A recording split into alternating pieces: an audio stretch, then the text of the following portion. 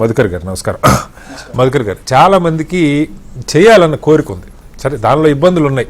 కొంతమంది మొదలుపెట్టి వెనక్కి వెళ్ళిపోతున్న వాళ్ళు ఉన్నారు, చుట్టుపక్కల వాళ్ళు, ఇవన్నీ ఒక సమస్యలు. అయితే నిజంగా ఈ సాంప్రదాయేతర పద్ధతి, కెమికల్స్ కాకుండా ఆర్గానిక్ అనుకోండి, లేదా నేచర్ ఫార్మింగ్ అనుకోండి, ఇవి చేయటంలో వాళ్ళకి ఏ రకంగా నేను సర్టిఫికేషన్ పొందాలి, మార్కెట్లో అమ్ముకోవాలంటే ఇదిగో నాకు ఈ సర్టిఫికేట్ ఉంది, నేను ఇది ఆర్గానిక్ పద్ధతిలో లేదంటే ప్రకృతి వ్యవసాయం ద్వారా పండించానని చెప్పుకోవడానికి ఆ సర్టిఫికేషన్ పొందడానికి ఉన్న విధానాలు ఏంటి, ఎవరిస్తారు, ఏ రకంగా రైతులు పొందాలి?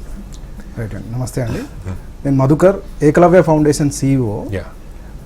ఏకలవ్య ఫౌండేషన్ 2016 సంవత్సరం నుంచి ఆర్గానిక్ ఫార్మింగ్లో PGS సర్టిఫికేషన్ అని చెప్పి మినిస్ట్రీ ఆఫ్ అగ్రికల్చర్ ద్వారా రీజనల్ కౌన్సిల్గా గుర్తింపు పొందింది. సో అంటే మీకు ప్రభుత్వం మీలా ఇప్పుడు ఏకలవ్య ఫౌండేషన్ లాగా కొన్ని స్వచ్ఛంద సంస్థల్ని రీజనల్ కౌన్సిల్గా గుర్తించి ఈ సర్టిఫికేషన్ ఇచ్చే బాధ్యతను ఈ రీజనల్ కౌన్సిల్కి ఇచ్చింది.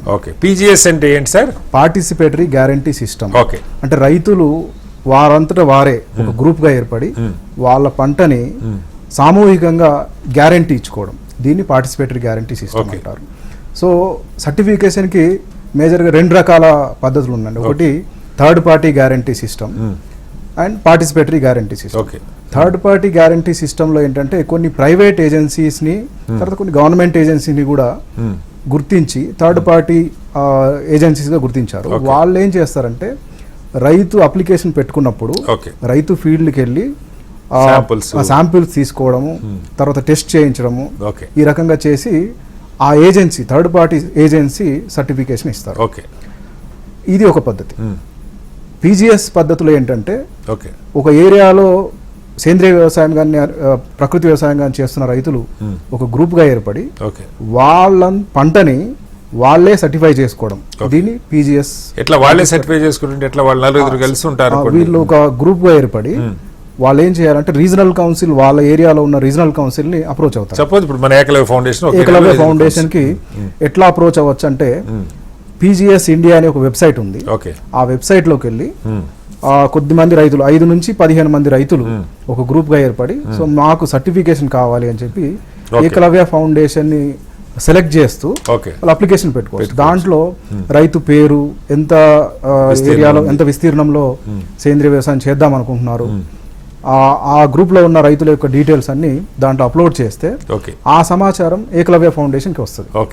సో ఏకలవ్య ఫౌండేషన్ కి వచ్చిన తర్వాత ఏకలవ్య ఫౌండేషన్ సిబ్బంది ఆ రైతు క్షేత్రాలకు వెళ్ళి విజిట్ చేస్తారు. ఏమేం పంట వేద్దాం అనుకుంటున్నారు, ఎంత ఏరియాలో అనుకుంటున్నారు, ఈ డీటెయిల్స్ అన్ని తీసుకొని వాళ్ళ యొక్క గ్రూప్ ని యాక్టివేట్ చేస్తారు. ఆ గ్రూప్ కి ఒక పేరు పెట్టుకుంటారు వాళ్ళు. పెట్టుకొని యాక్టివేట్ అయిన తర్వాత ఆ రైతు సమాచారం అంతా కూడా మళ్ళీ అందులో అప్లోడ్ చేస్తారు. ఏ పంట వేద్దాం అనుకుంటున్నారు, ఎట్లాంటి సీడ్ వాడదాం అనుకుంటున్నారు, సేంద్రియ వ్యవసాయంలో ఏదైతే ఇన్పుట్స్ వాడాలి అంటే ఎరువులు లేదా పురుగు మందులు కంట్రోల్ ఎట్లా చేస్తారు, ఈ ప్రాక్టీసెస్ అన్ని కూడా అందులో అప్లోడ్ చేయాల్సి ఉంటుంది. చేసిన తర్వాత ఇప్పుడు మళ్ళా మీ ఏకలవ్య ఫౌండేషన్ ఒకళ్ళు వెళ్ళి వెరిఫై చేస్తారు.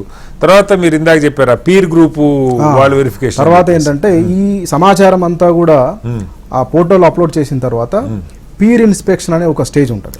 సో పీర్ ఇన్స్పెక్షన్ ఏంటంటే ఒక రైతు యొక్క క్షేత్రాన్ని ఆ గ్రూప్ లో ఉన్న మిగతా రైతులు వచ్చి చూస్తారు. చూసి దానికి పీర్ ఇన్స్పెక్షన్ అని ఒక ఫార్మాట్ ఉంటుంది, ఫామ్ ఉంటుంది.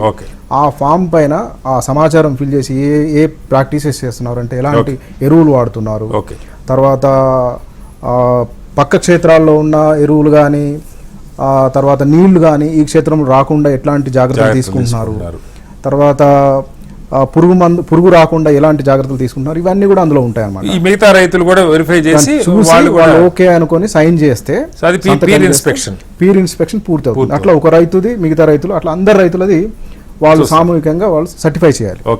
ఆ సర్టిఫై చేసిన సమాచారాన్ని మళ్ళీ PGS పోర్టల్లో అప్లోడ్ చేసుకుంటారు.